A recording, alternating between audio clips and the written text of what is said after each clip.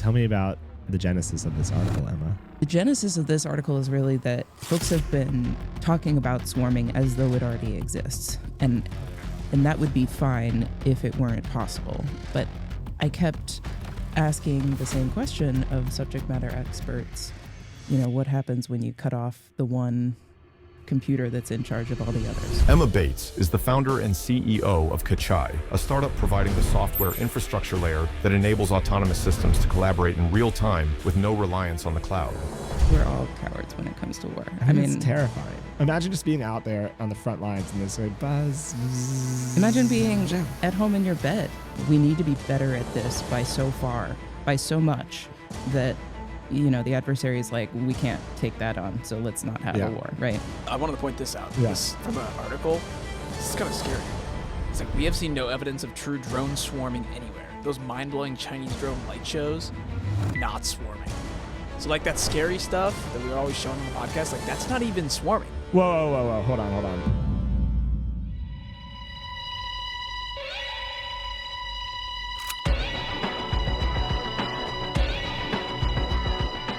Tell me about the genesis of this article, Emma.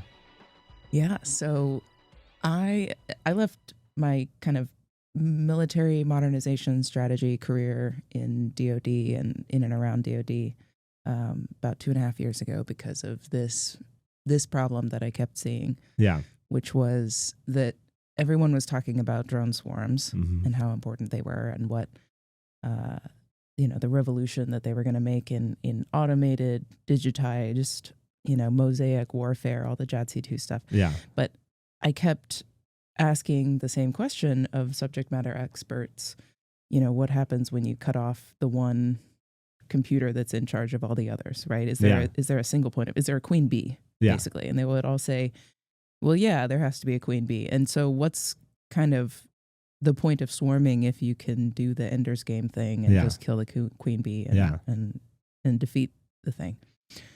And, part of the reason I was asking is because, we've actually figured out how to not have a queen bee in a lot of computers working together at the same time. And that's how data centers work. Yeah. So, data centers, the reason that we all use the cloud for everything is that it's so resilient and it's consistent across the entire world. You know that you're looking at the same thing as whoever you're collaborating with. And so how does that work? And why can't that work among drones in the sky? Yeah. And the answer is it's just really hard. And it took somebody to get in there and find the right engineers with the right skill sets to turn that, to adapt that model from the safety and the security of a data center to the insecurity and weirdness of a DDIL environment among drones or other devices. So then you wrote this. Yeah. So the genesis of this article is really that folks have been talking about swarming as though it already exists, and that would be fine if it weren't possible. But if it is possible and we're confused about what it means, then, I wanted to kind of lay down a definition and a line in the sand of what is swarming and what isn't swarming. Yep. Because one of them beats the other. Yeah. And in warfare, it's not just about, did we get what we wanted from the technology? It's about, did the technology beat the adversary? And so, it's very important, I think, for our defense requirements community to know how to ask for what they want if what they think they want is something that beats the adversary. So what should they ask for? They should ask for a distributed system that has no single point of failure and doesn't depend on a cloud connection. Yeah. And there's we can pick apart those words. Distributed means that it's not a necessarily hierarchical centralized system, meaning one computer is telling all the other computers what to do. Distributed means actually there are multiple computers in charge and they have to stay in agreement constantly about what reality is and what time it is and where they are and what the mission is and what they're doing. That's network intensive, and that's why it's hard. But what that does is it makes it so that if you kill any one of those computers, the rest of them are like, we're good. You know? Yeah. Yeah. They don't have to load a backup. They don't have to decide, wait, who has the most recent version? There's no kind of takeover period. Mhm. It's just, oh, we lost one of the components of our situational awareness brain, but we can create another one because we have that resilience there. So are you like an engineer? I'm actually not. I came up through kind of strategy and policy, and came into roles in DoD that enabled me to just research, do we have the technologies that we need to accomplish the strategies? Wait, how that did you we get are? into that? Yeah. Before that, what were you doing? Before that, I was living and working in Chile. Oh, really? Yeah. My company's named Cachai, and Cachai is, the reason we named it that is folks in Chile at the end of sentences, they say, like you or I might say, Yeah. you know, they say Cachai, like Cachai? capiche, Yeah. Capiche. and it keeps everyone on the same page in conversation. What brought you to Chile? Just knew that I wanted to work abroad. Yeah. Knew that if I wanted to go to grad school at a great international relations school, that Yeah. I needed to probably have some international experience. And I had a friend who lived down there, and just kind of took the lead. Were you like on like a work visa or something? Yeah, Yeah. yeah. Got a work visa. I taught English at a university. Were you like a Fulbright scholar or something? Nothing so so selected, Yeah, or you're just doing it. Just doing it. Wow. Okay. So you Yeah. like that was like your first job? Yeah, Like pretty Chile? much. First job, moved down to South America and started teaching. And then I shifted to a tourism startup in Patagonia, Okay. in northern Patagonia. So you're doing all this, and then you came back to the U.S. to work in the government. Came back to the U.S. to go to graduate school. So Okay. I went to Johns Hopkins Yeah. SAIS in D.C., Nice. which is their kind of strategy and policy and economics school in the D.C. area. And then you stayed here, Stayed here. and you're still here. Still here. You love it? Yeah. I kind of like the D.C. area. I love the DC It's area. pretty nice. The conversations you overhear on the street are nerdy and Yeah. cool and Wonky. wonky. Yeah. Yeah. Talking politics and stuff. Yeah. Okay, so you did okay, and then did you always live in Alexandria, or did you live in the city? Lived in the city for grad school. Nice. In DuPont Circle. I had Okay. a little studio. Oh, where? Yeah, on R Street and Riggs. I lived on 16th and S Oh. in 2010. Okay. Yeah, so I'm old now, but that Yeah, was a this fun was time. 2017. It was right by Cobalt, the gay club. That's where I lived. That's fun. Yeah, when I was in the Navy, I was a little bit bigger, more jacked. And the gay guys liked me a lot. I would Okay. walk down to the 7-Eleven a lot, down on S, and then they would catcall me. And I felt really flattered by all of this. They look at me now, they're like, ew, ew. I know, I've lost my edge. That was my thing. The gay like billionaires that run Silicon Valley, they don't like me. But I've always wanted.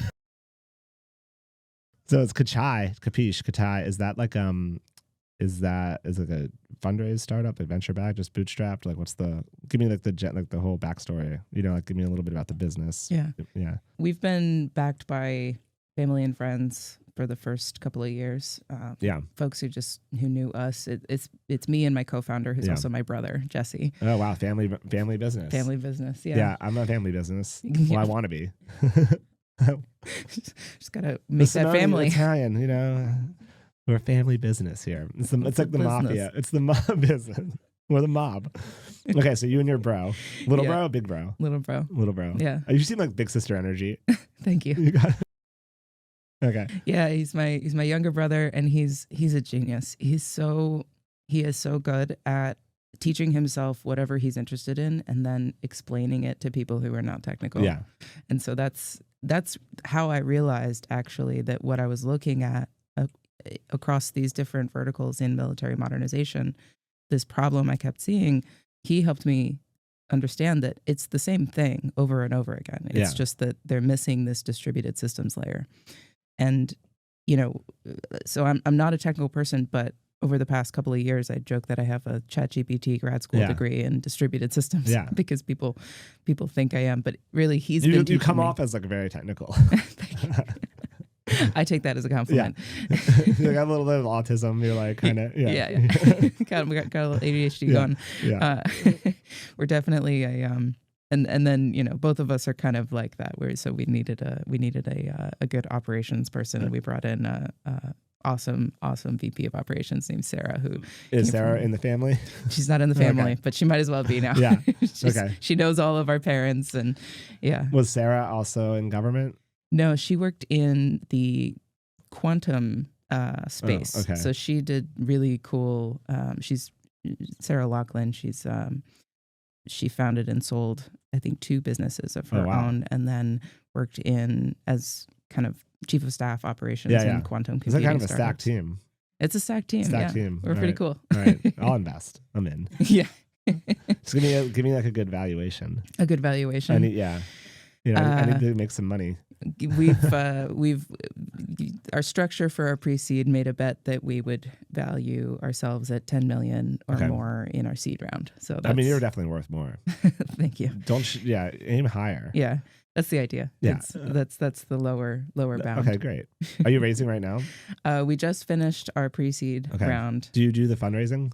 Yeah, I do the fundraising. I do all the sales. I everything. But how do you like the fundraising? It is.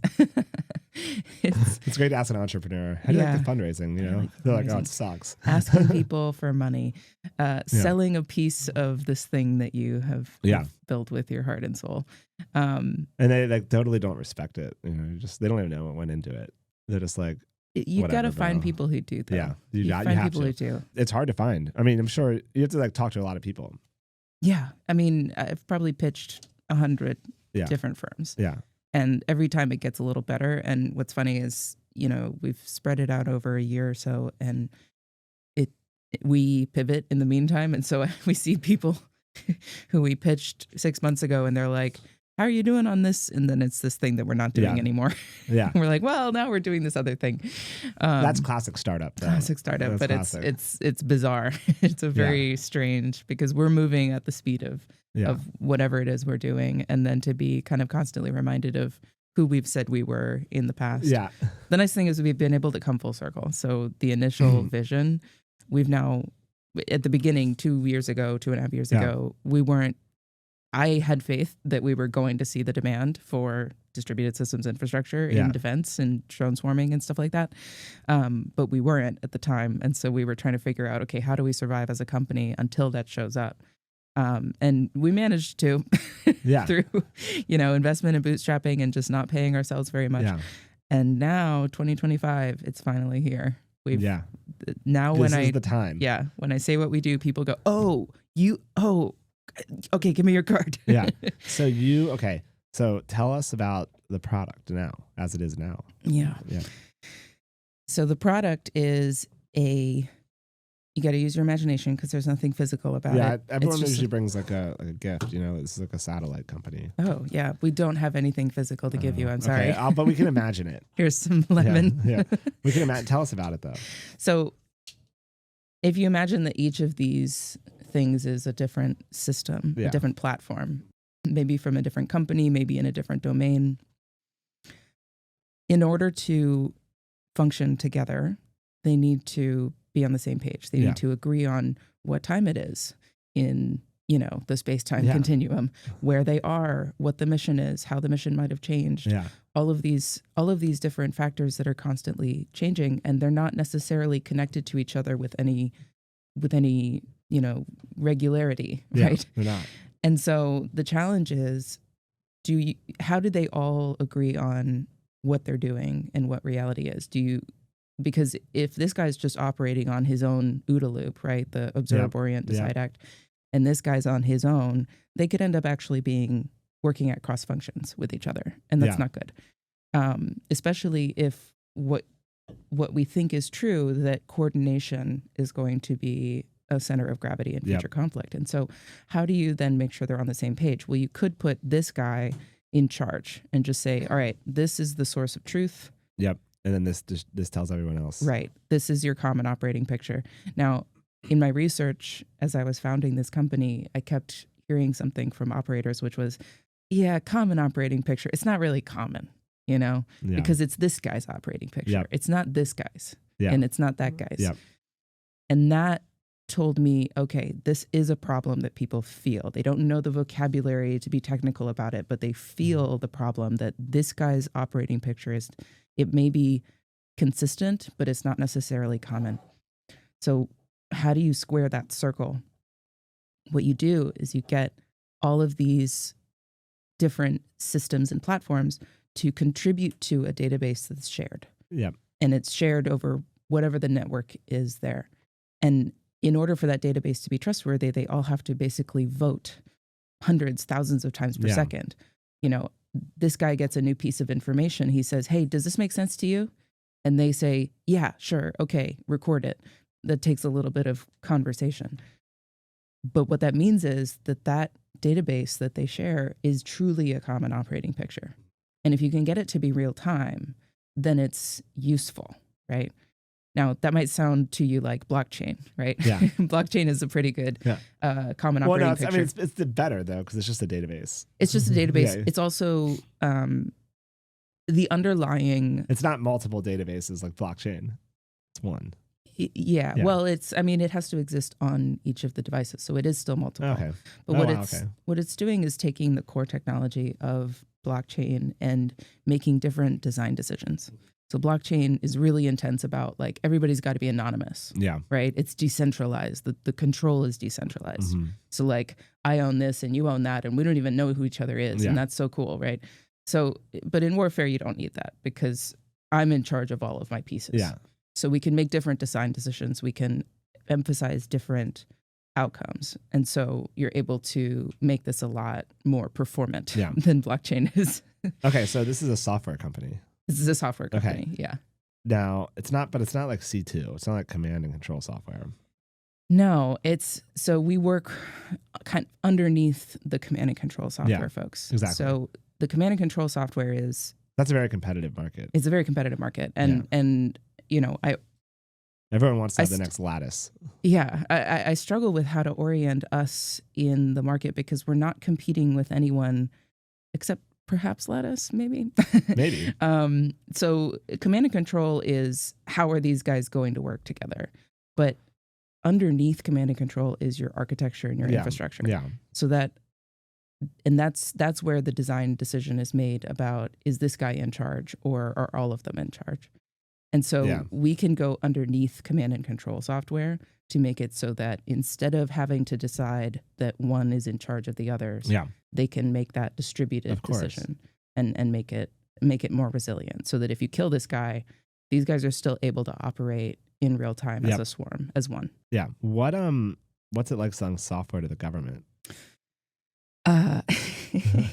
I won't name names or get into specifics, of course. But something that tends to happen is that government will try to evaluate software by evaluating hardware. Yeah, no, that's what I mean. I feel. I mean, we do this hard. This is just easy for them to visualize. Yeah, it's like this is it's I buy real. this thing. It's like a widget. And I buy the bullfrog and like boom, boom, boom. But yeah, the software, it's like hard. It's hard for the government to buy because they have to find a way to isolate the variable to see what works and what doesn't. Yeah. And so, there have been situations in which we show up with our software and it's been. The idea is that they provide the hardware and a bunch of software companies show, here's what the difference our software makes on the same hardware. But for example, if something isn't quite right with that hardware setup, then none of us are able to show what we do. And, perhaps some of us brought some hardware people and we can fix the hardware. And so it looks like our software is better, but it's really just that we happen to have somebody with some hardware skills or soldering or electrical engineering or whatever it is. And so, some of that is it's just the complexity of evaluating things that aren't just doing what they do by themselves. And I think that's part of why government is so much better at obtaining or at selecting between full stack hardware software platforms that are just like, here's the whole thing for you. You don't need to integrate things. Yeah. But that's a really huge challenge because, they're talking about modularity, modular open systems architecture. They recognize that the supply chain for a completely vertically integrated platform standalone, you know, they're going to be missing some things maybe in a crisis. Yeah. And so you actually really need to be able to slot in different options at each layer of the stack. Yeah. I joke that, you know, instead of a French préfixe, you know, menu, you know, where you just get what you get, it should be like the Cheesecake Factory, where you have 1,000 choices. That was a great accent. Are you multi-language? Yeah. I grew up you? speaking Spanish in Texas and learned French and Arabic, and I've Wow. lost it all, but I Okay. can do the accents Yeah, still. you can do the accents. Yeah. Okay. Wait, you grew up in Texas? Yeah, just north of Houston. Oh, really? Yeah. Nice. How about Okay. you? I'm Pennsylvania, but I live in Texas now. You live in Texas now? In Austin. So you just come up here to do podcasts? Well, no, I have a 3-year-old daughter here too. Like I Oh. have my family, you know. So I'm a family man, Family obviously. man. Obviously. No, and I live in Delray too. Like I'm back and forth a lot. Okay. Entrepreneur, you know, traveling all the time. Yeah. It's sucks. I live in suitcases. Yeah. In hotels and airports. Just from conference to conference to meeting to Conference pitch. yeah. Yeah. To getting told no multiple times Multiple a times. week. I feel like if you're not getting told no, you're not doing it right though. Being a founder is about two things. It's about rejection and listening to people Yeah. give you advice. Yeah. They're like, yeah. That's our job. My favorite is we call it Luke and I. So Luke Allen, it's called Allen. Yeah, Luke. We talk about the non-consensual advisor. Where like you don't want this advice, you don't want the advisor, but they're like, no, I want give me a percentage of your company and let me give you advice. And we're like, no, like stop. But do they make it in anyway, or No, well, actually, I had an advisor. My last company, we had one of these non-consensual advisors that was not an advisor, to be clear, but thought he was. And then later, when we sold the company to DoorDash, he sued us because he didn't get stock. And I was like, no, you're not an advisor. Yeah, well, there wasn't any paperwork there. I know. It was What are crazy. you It was gonna this do? is not cool. Like, why are you doing this to me? Yeah. They do this. They just see me like I'm a small like white boy. They just want to shake me. They're like, oh no, I'm gonna get Steve. I'm gonna take his company from him. Get a piece of that. I don't know if this has happened to you yet, but as you grow, they come out of the woodwork too. Yeah. Like when you get even bigger, like they'll just come out. They'll be like, yeah, I'm your advisor. I'm your advisor. I Yeah. advise you. Informally, maybe. Yeah, informally. I've definitely had the, someone offer a service and then bill me later. And I was like, wait, we never agreed to that being a transaction. I thought you were No. just going to introduce me to somebody. And then my favorite advisors are the ones who will like pretend that they're going to be an investor, but they're not. They're like, oh yeah, I'm going to invest, but I just need an allocation. Yeah. And then I'm like, oh cool, okay, you're really nice. And then like 3 weeks later, they're like, so you're going to give me advisor shares or what? Oh, And I'm like, this happened recently to me, by the way. Goodness. And I was like, our company's worth like $200 million or something. gotta walk And they were away just, from that. they were like, just give me like 30 basis points. And I was like, I go, wait, hold on, let me do the math on this. Is that $600,000? They're like, yeah. And I was like, why? He's like, well, I introduced you to a bunch of investors. And I was like, no, you didn't. It's hilarious. Like these guys are just so delusional. It's usually white men too. Like Okay. they just think that they are like worth a lot all the time. They're like, yeah, $600,000, it's not a big deal. Like, obviously, like, no big, you know. And the other thing they did, this is actually Because you have so much. I mean, Yeah, you should be just able give me to some, hand it yeah. all out. Just hand me, Yeah. come on. Actually, Never no, mind that you invested years of your life not Yeah. paying yourself I know. and eating ramen and the other. This is actually the best part of this particular advisor. The first thing he did after he was like pretending to invest, which he didn't, is he goes, okay, I'm gonna like help you. And I was like, okay, cool. Like I don't really need help. I've been doing this for like a long time. Like I know every venture capitalist in the market. He's like, yeah, no, just first things first. Give me a list of everyone you know in the investor community. And I was like, wait a minute. I go, that's me helping you. no, I was like, wait, so I have to do work? Yeah. Like, I was like, usually like an advisor, you're supposed to like do work for me. Like, Yeah. you're going to make me like make a spreadsheet of every investor I know. And this is, you can't even make this shit up. So then I was like, all right, I'll give you like a list of who I'm talking to. Let's see where it goes. Then he responds, okay, great. Thanks for the list. Then that's when he drops okay, just give me like 50 basis points in your company. And I was like, wait, so I've given you a list of everyone I know. And now You've given him some competitive intelligence. and now he's like, yeah, just hook me up, bro. Like, come on.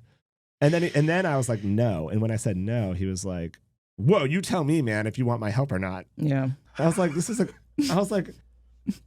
and like, I don't like to tell people no. Like, I don't, Me neither. and that's not fun. No. And so it got really awkward. Yeah. It was like very ick. I got the ick. So they call it the ick. Yeah. Have you ever seen? I don't know if you watched that Netflix show. No One Wants This. Have you seen that? It's on my list. It's so good. Oh my god, Kristen Bell. Have you seen that? She's amazing. It's the best. Everything she does. It's the best rom com. Like it's the best rom com on Netflix. It's one season. They have a second season coming out in 2 weeks. So I'll watch it like over. You got to watch this with your wife, Jamie. And then, He's Jamie from Joe Rogan. Well, his name is Jack, but we call him Jamie sometimes. Okay, this right here. Oh, we've talked about this before, haven't we? I'm telling you guys, I love rom-coms, and this is like one of the absolute best. It's so good. It's like incredibly funny. Yeah. So have you ever seen what's the podcast? I mean, our podcast is the best, but what's the one with the girl that Kamala went on it? Call Her Daddy. Call Her Daddy. Have you seen that one? That podcast? No. Anyway, Call Her Daddy. Yeah. So it kind of like the Kristen Bell and her sister have a podcast that's like Call Her Daddy. So it's like a fictional, they have like a famous podcast in the show. Oh, it's about like sex and relationships. Yeah, it's about sex and relationship. And it's like, they're like really funny sisters. Okay. And then Kristen Bell falls in love with Adam Brody, who is a rabbi. I know it sounds like very like, okay, whatever. But it's just like the jokes in it are just hilarious. I mean, it's just so good. I mean, it sounds like the setup for a rom-com. It's a rom-com. I mean, it's a classic rom-com. And yeah, I'm a 95% of Rotten Tomatoes, so I'm sold. I'm a big rom-com guy. I was watching Notting Hill on the plane back from London, which is one of the best. I can't watch movies on planes because I will cry. I cry. Doesn't matter what the movie is. I pretty much cry in any movie. I don't know how about you. I pretty much cry on any plane. Planes are so lonely. It's so weird being up there and just, a little box in the sky. I cry and Remember the Titans. Oh. Like when the coach Yost, he's like, I don't want them to gain another yard. I cry every time on that. You will blitz all night. I don't know why. Like I just Few Good Men, anything. That's your go-to for I need a good cry. I'm gonna put on Remember the Titans. Remember T.C. Williams right here. You know, it's the my dad went to T.C. Williams. Yeah. Really? Yeah. Yeah. Wait, what part of A Few Good Men do you cry during? When he's in the courtroom at the end. You can't handle the truth? No, just like the whole scene. I mean, it's just so like so I cry at what's called moments of triumph. Yeah. Like moments of triumph. It's so intense. Moments of catharsis. Yeah. It's like, because I want to triumph. It's like, they did it, you know? Waiting for my triumph. Okay, but back to Notting Hill, though. I'm just a boy standing in front of a girl asking, it's so good. Asking him to love her. I cry every time. Julia Roberts gets me on that every time. I mean, she's the best. Yeah, the best. I mean, I think that she gets kind of like a bad rap. Like people think she's not like a great actress or whatever. She's kind of like a one trick, but I thought she was great. Yeah. Erin Brockovich. Amazing. I mean, what else do you need? Amazing. So, okay, I used to be in the military, and we were military adjacent, but we always talk about this on the podcast, but military people just love movies. Like they just watch a lot because they're on deployment. Yeah. Like on deployment, like on a submarine, or like you just, especially now that it doesn't have to be DVDs that you're hauling around. Yeah, and so like there's just a lot of time to watch movies. So like all these military people are just big movie buffs. So when I'm selling to them or like work in the, just talk movies. Okay. They love it. It's a good tip. Yeah, it's a good tip. Yeah. Any particular genre or they like it all. They like it all. I mean, they've seen it all. They've seen every movie. Okay. They really also like that one old school movie, Point Break. Okay. They all love Point Break. All right. Like that's like one of the. I feel like that's one of the military's favorite movies. It's a good tip. Point Break. Yeah. Yeah. But anyway, so I digress. I don't know where we got on this, but I wanted to point this out. Yeah. This from an article. This is kind of scary. It's like, we have seen no evidence of true drone swarming anywhere. Those mind-blowing Chinese drone light shows, not swarming. So like that scary stuff that we were always showing on the podcast, like that's not even swarming. Whoa. Hold on. Well, first of all, Jamie always gets us back on track. Like we're talking movies over here. And he's like, no, let's talk actual like drones and the drone ultimatum. Yeah. Second, you've seen the kitty cat one though recently. Have you seen the cat?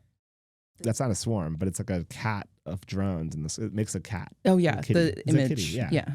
I love that, and it's cool. I mean, it's really cool.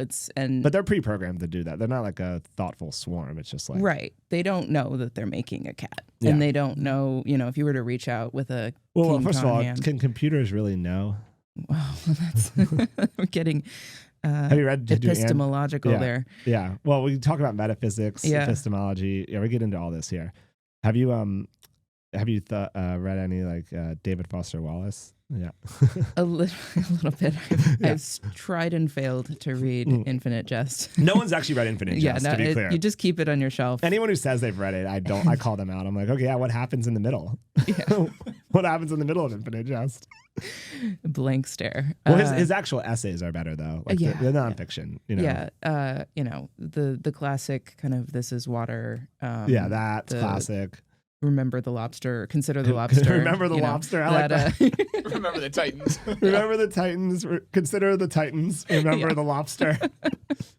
that was formative in college years. Yeah. How did we get on David Foster Wallace? I don't know. I just did that. But what do you worship then? What do I worship? Yeah, he talks about worship in that. Yeah. I ask people that actually when I'm like, that's a kind of a first date question that I think probably scares a lot of people away. You probably do scare a lot of people away. What do you worship? What do you worship? I think I worship truth. I'm really into like that, figuring out what is true and what makes sense. And of course, to some extent, it's not really knowable because, we might be brains and vats or whatever. But that's how we got on. I don't know why we got on this, but knowing, the swarm's knowing. The swarm's knowing. Okay, wait. But seriously, that's a good question on a first date. What do you worship? Well, a lot of people just say God. Do you know like, that? All right, cool. Do you know that Lana Del Rey song, "Money, Glory, Power"? Have you heard? Do you know Lana? Yeah. I worship money, glory, and power. Okay, that's good for startup world, you know. I'll watch you. Yeah. No. Well, the Wiccan Mother Goddess. Okay. Like David in This Is Water, he talks about that. Yeah. JC or Allah or the Wiccan Mother Goddess. Yep. I want to get into like witchcraft. Okay. Yeah. Yeah. Yeah. It's like coming back. And plus Halloween's coming, so right in time. Yeah. What are you going to be for Halloween, Jack? I went to Wellesley College, so witchcraft has always been back. Okay. Witchcraft is, we've been casting spells on our marijuana plants. You're doing like seances and stuff? Little Ouija boards. Yeah. Yeah. Okay. So you're like a liberal arts type, yeah. No, yeah. I'm a weird person because I started out in sort of a non-denominationally Christian high school with parents who were like, do whatever you want. You're cool. You're going to be fine. And then went to Wellesley College where I got super liberal and super, and it's still, that's still. Are you a lib? You're a lib? Yeah, but also like I'm nice about it, Yeah. Like I'm not a jerk about it. And how do you sell to this admin? To start, I keep my mouth shut most of the time. Yeah, so that's as far as I'm gonna go with that train of thought. But just sort of getting all into feminism and the like, oh my God, there's a whole world here that you can create if you just isolate to one gender at a time. Which I think there should be men's colleges too. I think it's. People learn a lot when you take away some of the distractions. But anyway, and then, I come out and I think, I'm going to be a peace negotiator, right? Yeah. Because that's who I am and I like international relations and stuff You're like that. You're going to broker peace, exactly. And then I go to Hopkins SAIS and I'm in their conflict management program. Yeah. And I just keep thinking, okay, everyone's like, how do we de-escalate? How do we, how do we stop the war? And I'm like, that's good. Stopping war is good. Yeah. And not having war is good. And all of that is good. But like, what about, like, sometimes you need the thing you're fighting for, like sometimes you got to fight and win a war. And that was just never really part of the goal in that program. And so I started to gravitate a lot more to the strategic studies program and American foreign policy, which had a very kind of hard-nosed kind of, national security, national interests flavor to it. And I was like, oh, that's what I'm into. And so thinking through how do we get from here to there, ends, ways, means, and whatever there is, right? Like you can debate what American interests are, but like the purpose of using what you have. I don't even think America knows what America's interests are. Like that's actually you can't model our country. We're crazy. No, we're crazy and other countries are terrified of us because you never know what we'll do. Madman theory. We might just go fucking nuts. Yeah. That's why that's America's great power because we don't have a centralized cyborg government like China. Yeah. Like we're just a bunch of crazy fucks that are like on the hill yapping at each other all the time. You can't model us. You can't. All of a sudden we might just attack. Yeah. Or we might just retreat. You never know. I mean, there are some through lines, but we've definitely taken we've taken things and shaken them up a little bit and put them back down. Yeah.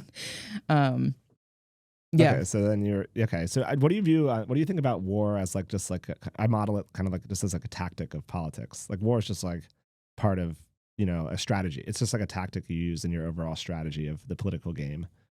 Yeah. Like sometimes you just do some war. I used to think that, and now what I think is that war happens when something matters and there's a disagreement about what should happen, or there's a fight over a resource or something. There's some disagreement. There's some incompatibility, and it's not clear which side would win if they went to war. That's when we go to war. But if it is clear which side would win, you don't go to war. Yeah. And so that's what I think war actually is a disagreement about who would win. And that gets complicated when you've got a lot of different factors. So, I mean, it's not just who has the better technology. It's who has the greater will to keep fighting forever. Yeah. Right? Yeah. I mean, that's a bet that each side is making, that I have the will to keep fighting for longer. I have more people to throw on the front lines. Yeah. We have more money to spend. We have more resources. We can withstand isolation longer.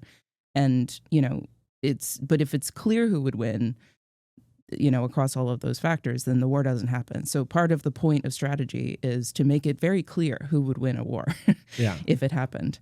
But of course, you've got, 193 or whatever countries. And so you've got all these different combinations of things that could happen. And so, probably the best thing is to have some order and structure so that everybody will, stamp out whoever tries to make a war. A lot of people say like, a lot of countries will be like, I would win, bro. Yeah, trust me. Well, and I mean, I would win. Don't worry about it. But in the Give long me those run, lithium mines. Yeah, exactly. Right. Yeah. I mean, and I think honestly, one of the ordering debates of today is like, should you use all of the power you have to get all of the resources you can get immediately, or are we investing in something that will be more profitable and beneficial in the long run to ourselves?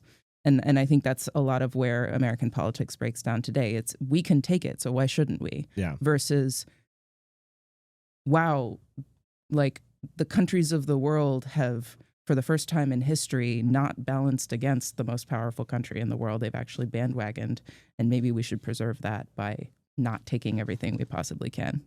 Like I think that's the big debate over how to use power and the clear, imbalance of power that we have. Do we bank it or do we use it? And then, but once you've used it, you kind of don't get that option to bank it anymore. I'm terrified of war. Me too. I mean, I'm a coward. I'm a fight or flight. I'm flying. I'm leaving. I'm fight or flight. I'm flight. Yeah. My employees laugh at me because whenever we shoot the gun, I hide behind the trailer. Yeah. I've never actually watched my gun shoot. Oh, that's not true. Gotta get yourself some earplugs. And I run the company, and so that's pretty terrifying. We're all cowards when it comes to war. I mean, it's terrifying. Okay, first of all, it's terrifying, and then now there's drones flying around, which is also terrifying. And it's like, imagine these buzzing around on the battlefield. Who was that? Gus and Rod on? They're talking about like these are like flying IEDs. Basically, they're just coming at you. It's terrible. Yeah. Like, imagine just being out there on the front lines and there's like buzz. Imagine being at home in your bed. And, awful. I mean, this is, I'm conflicted about what I do because I think there's a lot that,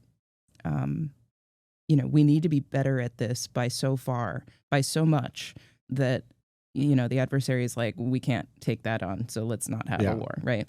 But at the same time, putting technology out into the world that creates power and capability comes with a lot of angst. Yeah, it does. Angst. There's an accent again. It's coming out. Or is it angst? Angst. That sounds very Midwestern. That sounds crappier. You made it sound very like exquisite there. Angst. Very very highbrow. You're very highbrow.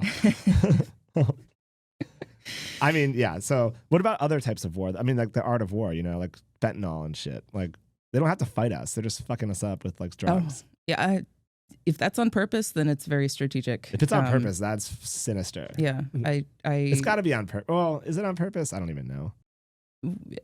We're creating the demand, like the demand is there. Did you see the New York Times article that came out yesterday about cocaine is back?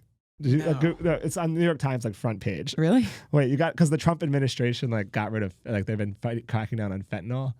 Yeah. Oh, and so now cocaine is replacing it. Oh, we got the paywall. We can't afford this, so we have to use archive. Don't subscribe to that liberal rag.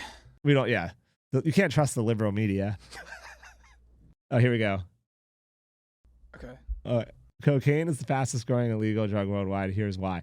Basically, the article goes on to say like it's because like fentanyl, they're cracking down on fentanyl, and so people are dying less. So now everyone's like more comfortable using it or something. Huh. Yeah. There was actually this is like an older article, but there was like sure we don't have to pull it up, but there was like a recent one that like they're writing about this all the time now. It's back. Yeah. I'm sure that Wellesley College, ton of coke users, huh? Liberal coke users. It's pretty much just pot all the way. Yeah, it's like pot and like obviously everyone studies David Foster Wallace and all that. But actually, no, he was at Kensington College or something, or what's the other one? Kenyon, and then there's like Middlebury, all these liberal arts schools. Yeah. Dickinson, all this. What's Barnard? What's the William and Mary? All these like Pennsylvania has a ton of like small liberal arts schools. Yeah, I went to Penn State, so it's like not that good of a school, but I like it. I liked it. I mean, it's recognizable. Yeah, the great University of Penn State. What was your mascot? The Nittany Lion. The Nittany Lion. Yeah, it's a specific type of lion. Actually, pull up a Nittany Lion. It's Mount Nittany. Oh, okay. Also, to be clear, there's no lions on this mountain. Like, oh, okay. So it's an imaginary. Live in the wild. There he is. That lion would come out on the football games and do a backflip. It's literally all a mascot. I'm gonna Google this. This is a great school. You can tell I'm very smart because I went here. Yeah. Yeah. I think you embody some of the Nittany Lion in your. Let's go state. Let's go state. in your soul. Yeah, you want to watch the Penn State game this weekend? Actually, no, it's a bye week. What is this? What is this scarf? Or is it a bib? Is it? It's a scarf. My first date question is: have you been to Mount Nittany? Yeah. Has anybody been to Mount Nittany? No. Okay.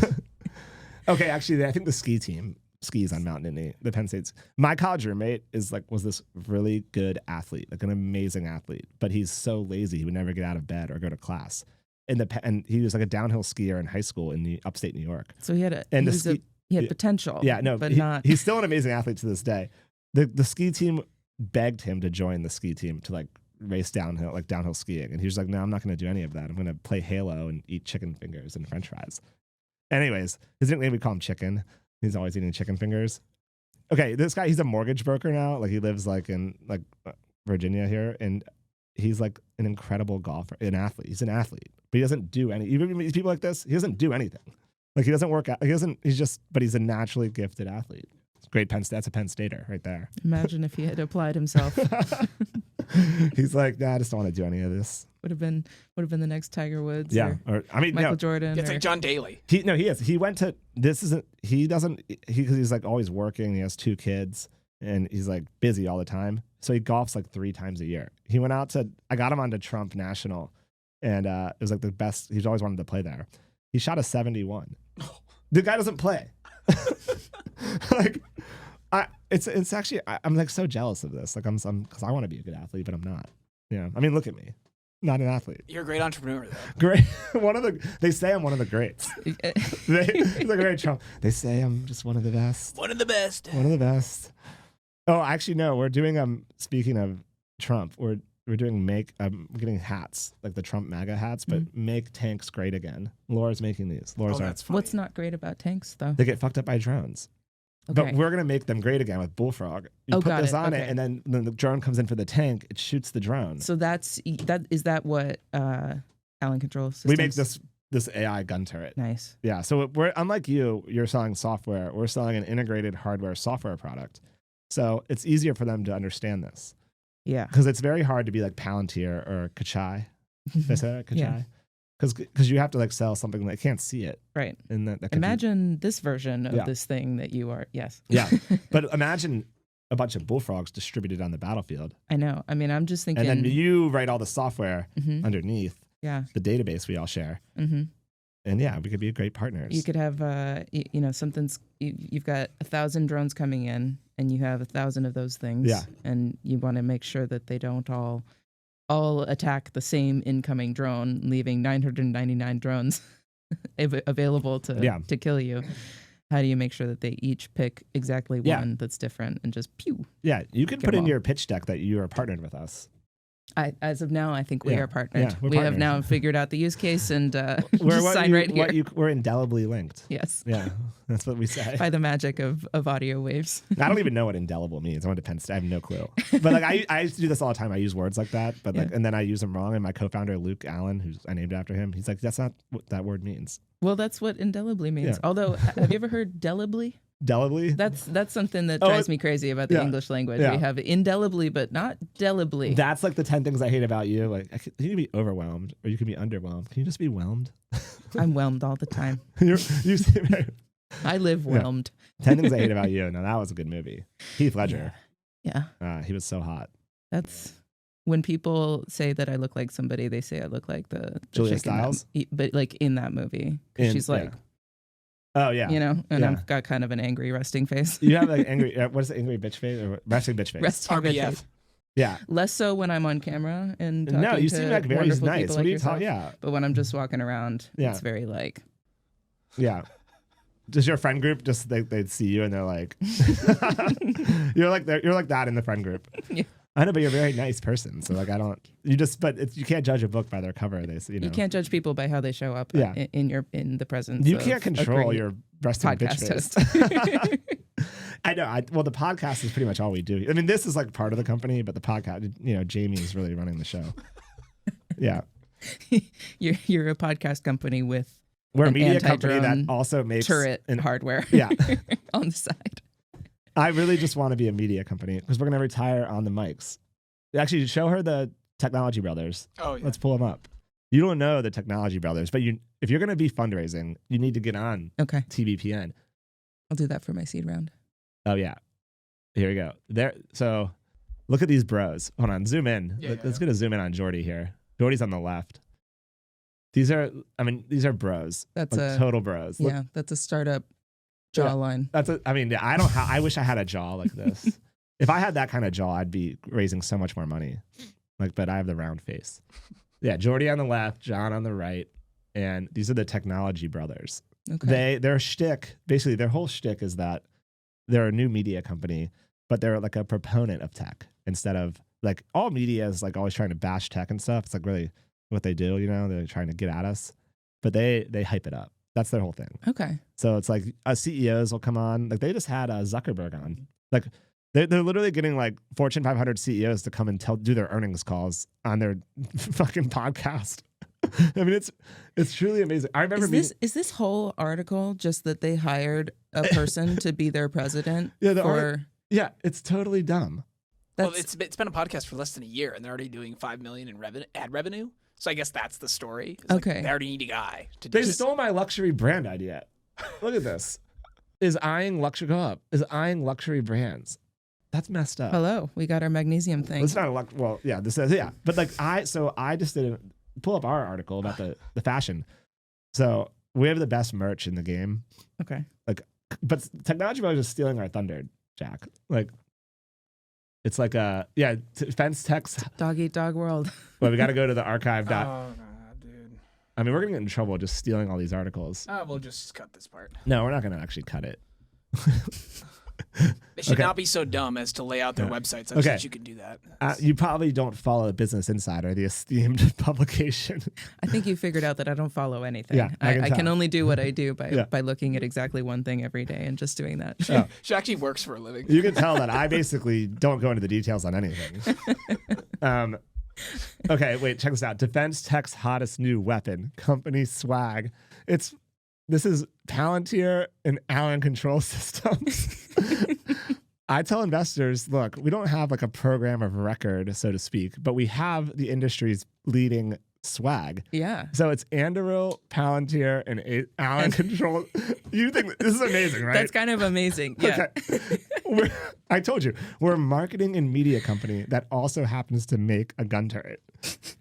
That's, you know what? In this new world of attention being Attention's all you need. Being the commodity, yeah, being the currency, I think that's correct. Yeah. A lot of like people can't believe we're getting into articles with about swag. But it's on the swag level. Yeah, swag. We have people on Twitter that'll just like buy our online store made like $5,000 last month or something. Oh. Like because people on Twitter will just buy it and wear it to school and they'll post about it. Like my first day of college, I'm wearing if it flies it down. Systems. Like no, if you just go up to like they'll be like, can I wear this on the airplane?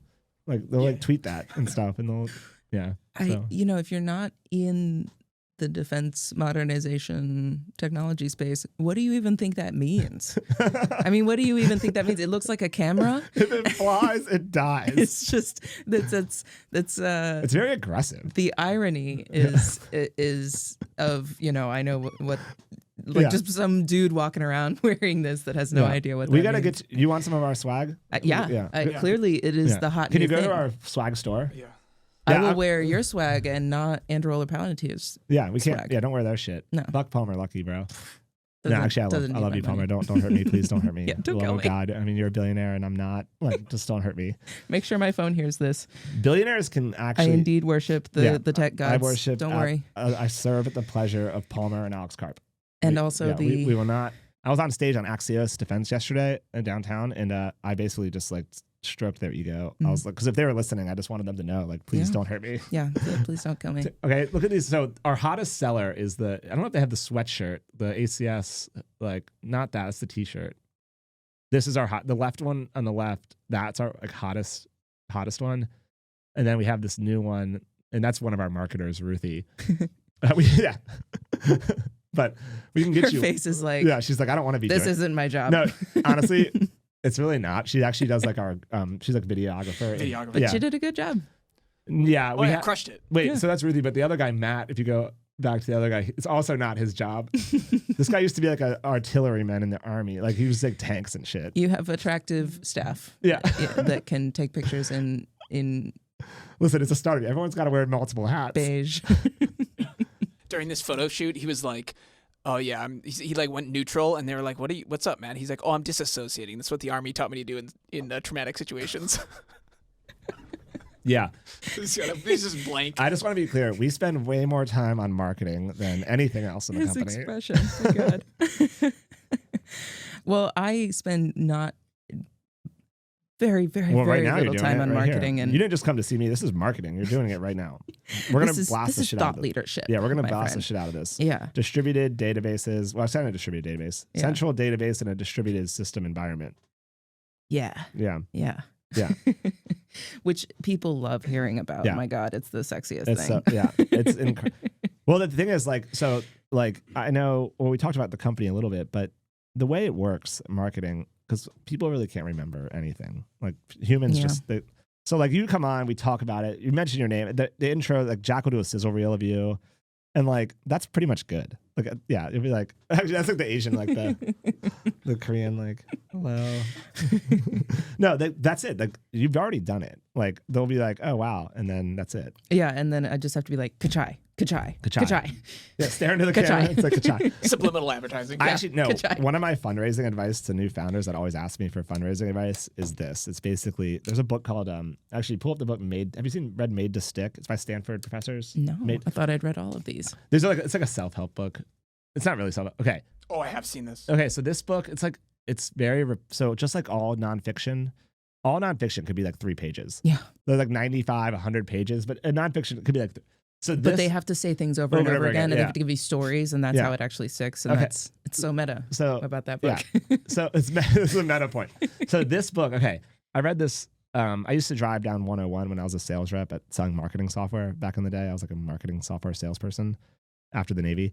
And I would listen to this book on 101 driving down. But basically, long story short, it's very informative in my development. The TLDR is just that people can't remember much. So your idea has to be very like one sentence. Yeah. Like so when you're with an investor, the key to a great pitch, because they're gonna later go to drinks that night with their friend, and their friend's another VC at another firm, and they'll be like, "Oh, I heard this pitch from this awesome founder, and I think I'm gonna invest." And then their friend will be like, well, "What is it?"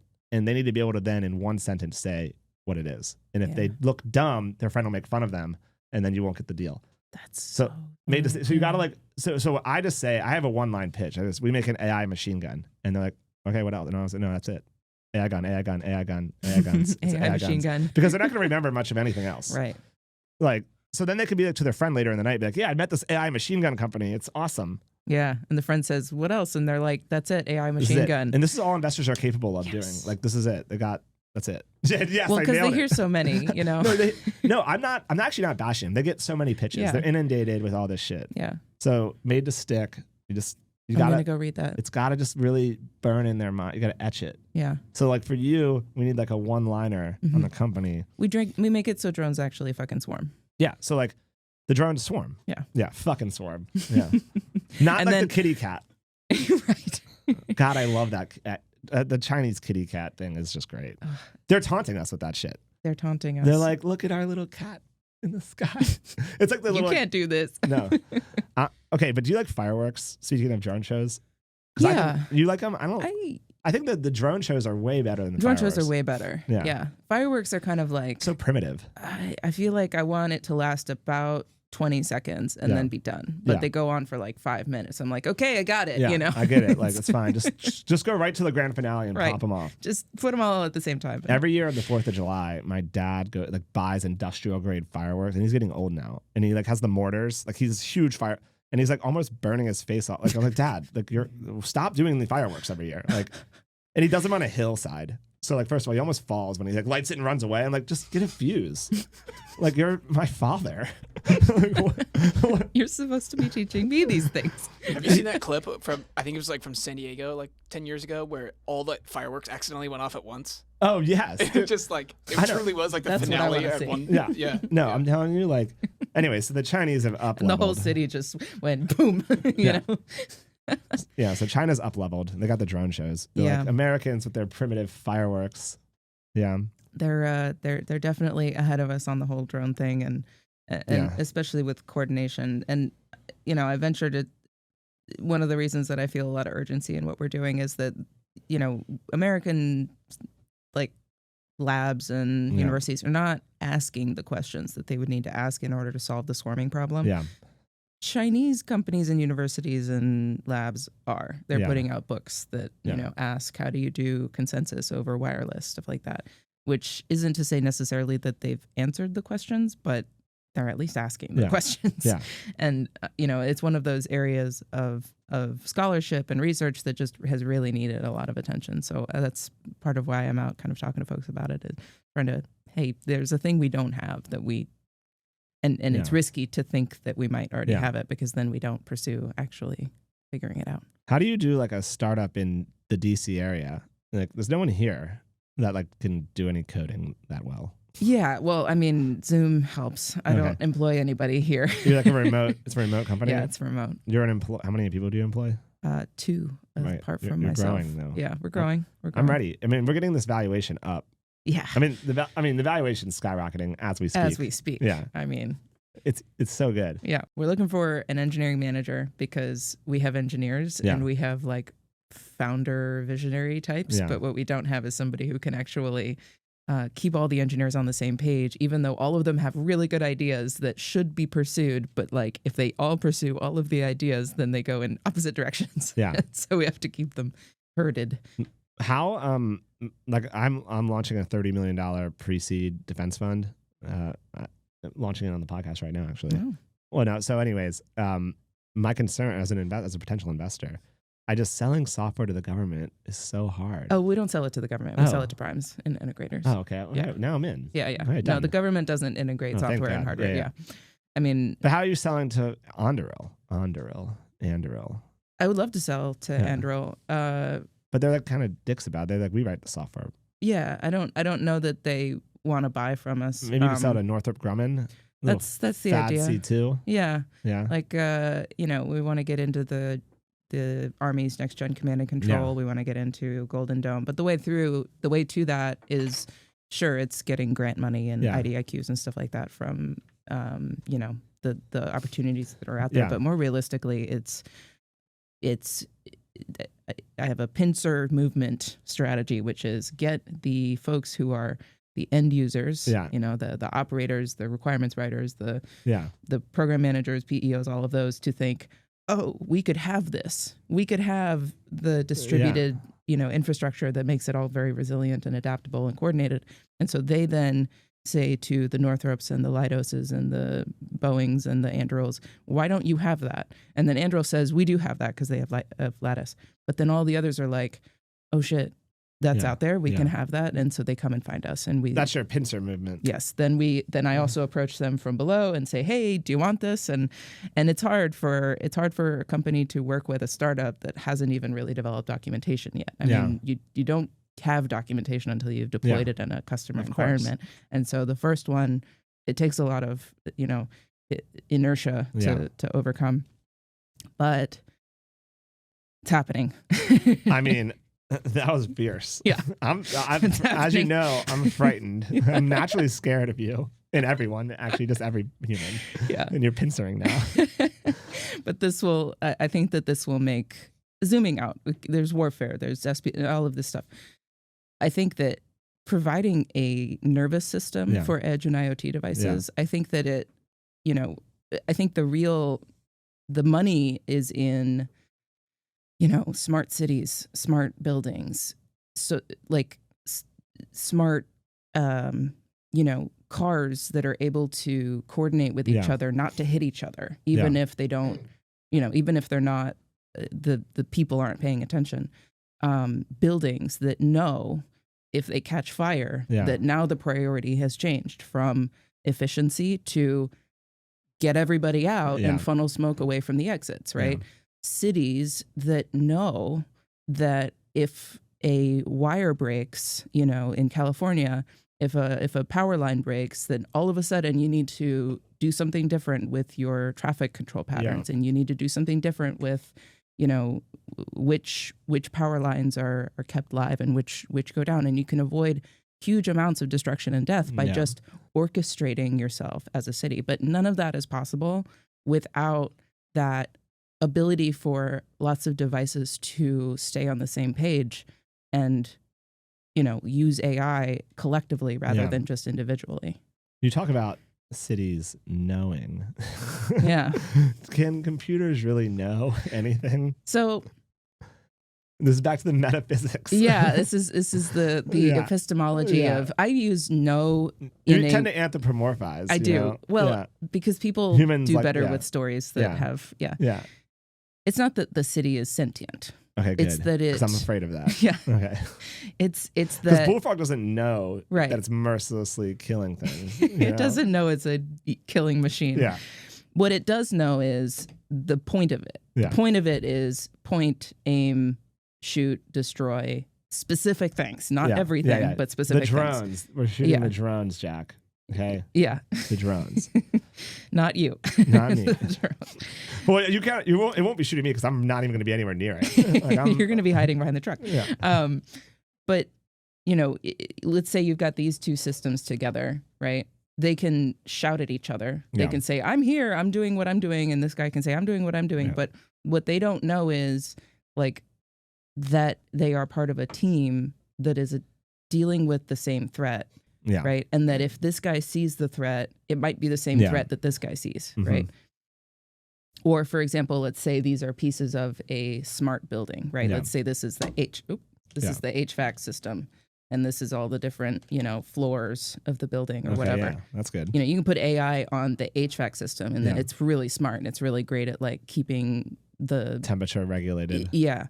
But what it doesn't know is that it's part of a building that has people in it, and that sometimes the goals of its mission need to change. Yeah.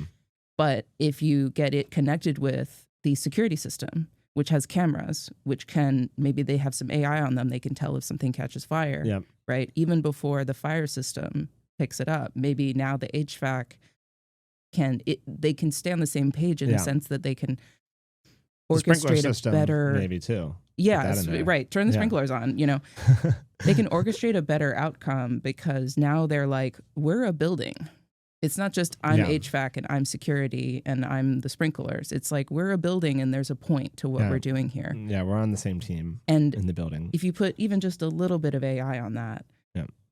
it's the capabilities to create better outcomes for humans Yeah. just skyrockets. Yeah, that makes sense. Yeah. Smart everything. Smart everything, but smart, not just smart components, but rather a smart orchestration of components Yeah. for human purposes.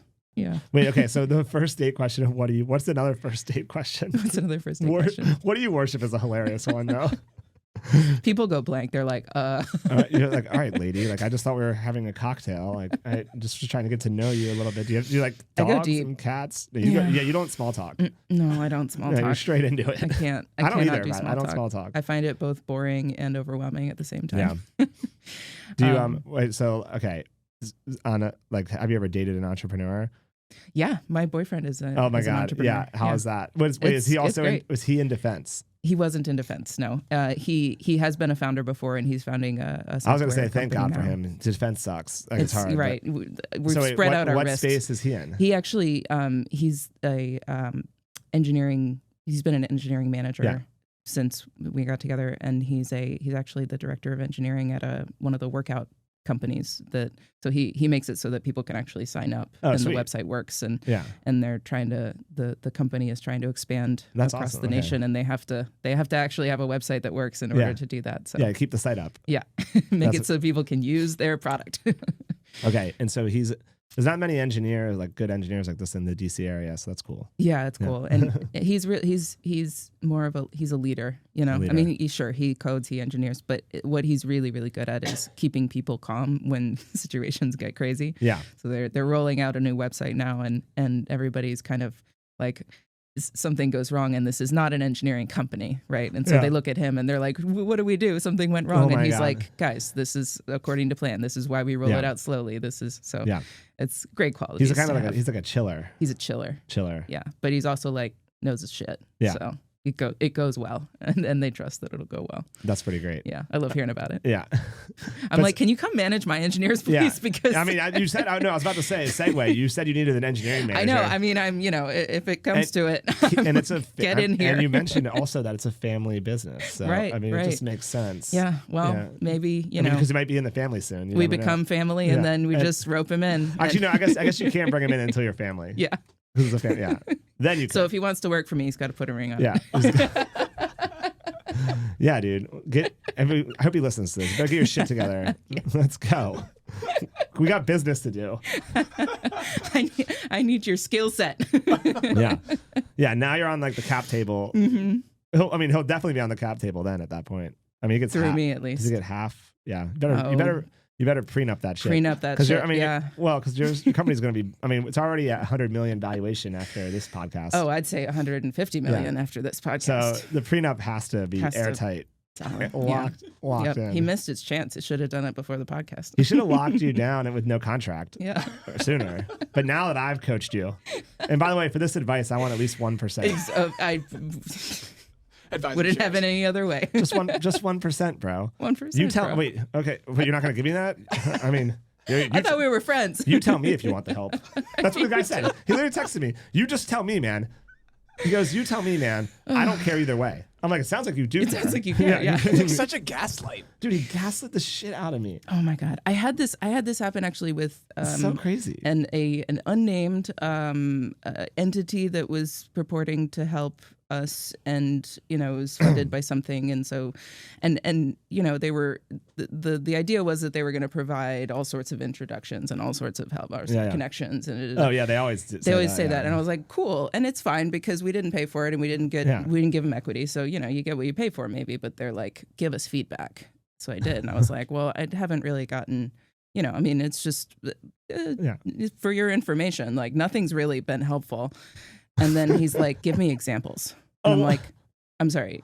He's like, tell me what you've asked for and what we haven't done, and then what do you want, and I'm like, okay, so what you're saying is I need to go do some homework to help you do this. No, they always try to make you do random work. Yeah. And you're like, no. I'm telling you, that's the whole point. Yeah, the You whole point haven't is done it hasn't been helpful, and also I'm not going to like just that's No, actually, when if you he want says feedback, you can have it. But when he says give me examples, you should have responded, this is an example. this is an Right example. here. This is unhelpful. I'm literally living. This is me using my time. You're like, I'm living this nightmare. Yes. Every time I speak to you. Yes. Every time. Because I come up with things that you could theoretically help me with, and then I know you won't, and then of course you don't, and then I have to sort of take care of your feelings about it. Yeah, it's yeah. People are crazy. People they're nuts. They just like live in this world where they think a lot of people just like, I think they're dumb. I think it's actually just they're dumb. Like they don't realize they have no value. There are dumb people. Like I don't actually. I want to chalk. I want to chalk it up to they're not actually malicious. No. I just think they're actually dumb. And they think they actually are helping. Like in their mind, they're like, I am sweet. My presence is the gift. You know, the fact that I am listening to you right now. Yeah. Like you don't value my time. Yeah. I'm the absolute center of the universe. And you need to really appreciate me. Yeah. You need to appreciate this. My pet peeve, and I'm curious if this happens to you. Do you get folks who like go on kind of an advice giving rant before they've even really listened to you and your they launch right into it. Yeah. And it makes me think, I mean, it's something that we should be appreciative of. Obviously there's good advice out there, like, you know, when people are willing to give you their time and give you their advice, but I kind of want to socialize the idea that like maybe the listening to advice is like part of the product that we sell as founders. Yeah. Is like, I will sit here and listen to you as you tell me what you think I should do. Yeah. And even though that's a little bit painful. No, you know? It's even, I mean, for me, it's like even crazier now. Cause like I've sold a company to like I'm good at this. Yeah. You're exited. And they're like, people just give me advice. Like I've never done anything in my life. It's actually even funnier. Like, it's like, no, like I should give you advice. Right. Like, yeah. But no, they just lay it on me. Like totally. And what do you do? How do you? I struggle with how to end the interaction when I'm just like, okay, I'm at a networking event and I need to go talk to people. You know, like. I mean, you get really good as a founder at just like changing the subject and running away. Yeah. Yeah, like just like get them onto something else. Like, okay, so then I'll see you, bro. Like, give me a text message or something. And like, but I don't have your number yet. Yeah, I know you don't. Oh, sucks for you. You'll get it. You'll get the number. Obviously. No, it's like. It's crazy. Yeah, it's really, really crazy. I feel like people are just always trying to give me advice. Yeah, and maybe sometimes it's great. Sometimes it's like exactly what I needed to hear. But most of the time, it's like this is a really awkward combo. Well, and I think it feels good to give people advice. Yeah, you know, it's like a service that we do for them. I to listen. did my job. Yeah, it's a service we provide. It is. We'll receive your advice. So are you gonna move the company to like a tech hub or just stay here? I think because. You know, this is where my network is. Yeah. And our customers are a lot of defense so you gotta be here. Integrators. Yeah, they're here. That's why I'm here a lot. Yeah. Yeah. So I think this is the place for me. You know, we should have people in all the tech hubs. Yeah. My co-founder's in Texas. You know, he drives up to Austin fairly often. And your brother? Yeah. Does he want to come hang out with me in Austin? I need a friend. Sure. Okay, I'll put you in touch. Yeah. Do you game? Do you like gaming? Yeah. All right. Well, then you'll get along. How old is he? Let's see. He's 20. He's turning 30. He might have just turned 30. He's almost too old for me. Okay. I like young boys. Oh. Like young boy energy, you know. Yeah. No, like don't laugh at me. They have a lot of energy. I'm 38, so like think about it. Like I'm getting old now. So I need like the youth to give me energy. Oh, okay. You know? Yeah. It's like a blood boy. Yeah. But he's like too old. It's fine. I can still hang with him. It's fine. We've been really digging this hole here. No, there's no hole. Get out of here.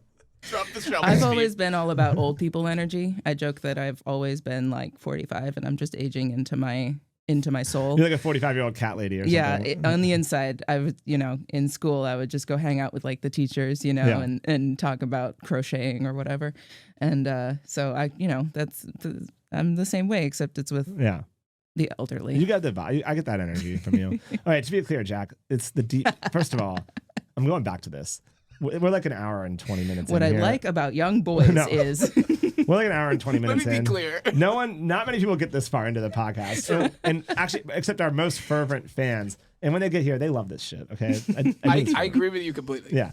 This is the deep. We call these the deep cuts part of Yeah. it. Like we don't clip this part. Like This isn't the B-roll at the no, well, beginning. yeah, the thing in the beginning we'll cut like actual like stuff about your company and stuff. But then when they come this far into the podcast, they're coming for this. They're just hanging out with us. We have a lot of like they're just hanging out. We have a lot of like Parasocial Navy relationship. SEAL listeners. The All right. SEALs love it because I was a Navy guy, so and naturally they call me LT. Okay. Like, oh, LT. When I like see the SEALs, Yeah. they're like, oh man, if you were my LT, we would have crushed it. And I was like, yeah, definitely, because I'm a war fighter, as you can tell from my body. Yeah, the SEAls, they're my people. Yeah, Yeah. I actually should have been a SEAL. That's what I think. Yeah. Could have crushed it. Okay. You ever just that G.I. Jane? You ever watch that movie? No. Oh yeah, but so she becomes a Navy SEAL. Yeah. Okay. I cried in that. I only Multiple, knew yeah. about G.I. Jane from the joke that made Will Smith lose it. Oh, which one's that? The one where he slapped. Oh Chris yeah, yeah. Rock. Oh yeah. I was Yeah. like, dude, that's like kind of a good joke, and Yeah. like she's cool. And anyway, I have a great startup, Will Smith. I think I said this on the podcast one. I met Will Smith. yeah. And I was a product manager, like as a employee at this company that raised $80 million. So you imagine that's a lot of money to raise. Yeah. We had no product. To be clear, it was like a fake Silicon Valley company that I was working at. My CEO came, my first day at work, he came over, he was like, all right, Steve, I've raised all the money. Can we like make a product now? And I was like in my 20s. I was like, what? He's like, yeah, just like make a product now. Like I've raised all the money. I got it for us. Just make a product. I Anyways, did it the wrong way, which is Yeah. we made the product. you did it the wrong way. Yeah. No, so here's the best part. So we have $80 million, right?